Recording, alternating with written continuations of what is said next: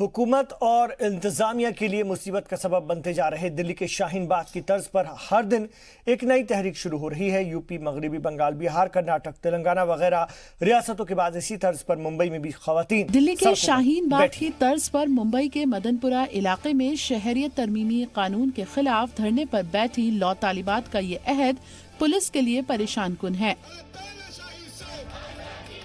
مظاہرے میں ہر مذہب کے شامل ہونے کا دعویٰ کرنے والے احتجاجی کا کہنا ہے کہ وہ نئے شہریت قانون کی واپسی تک نہیں ہٹنے والی ہیں۔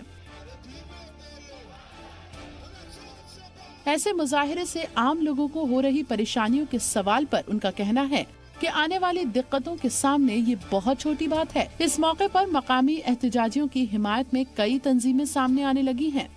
ان کا کہنا ہے کہ وہ پورے ملک کو آسام کی طرز پر پریشان نہیں ہونے دیں گی، جہاں شہریت ثابت کرنے میں وہاں کے لوگوں کو شدید پریشانی کا سامنا کرنا پڑا تھا۔ دلی کے شاہین باغ کی طرز پر لکھنؤ کے گھنٹہ گھر، الہ آباد کے روشن باغ تو بہار کے پٹنہ، کشن گنج جیسے شہروں میں خواتین پہلے سے ہی احتجاج کر رہی ہیں،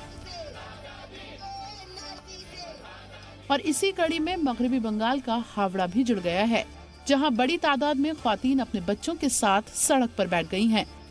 پارلیمنٹ سے پاس ہو کر نیا شہریت ترمیمی قانون بننے کے بعد سے شروع ہوئے مظاہرے کو حکومت شروع سے ہی غیر قانونی بتا رہی ہے،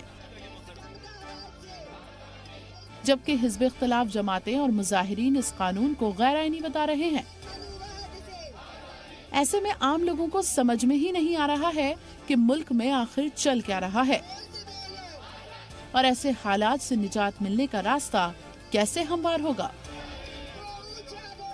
بیورو رپورٹ، زی میڈیا۔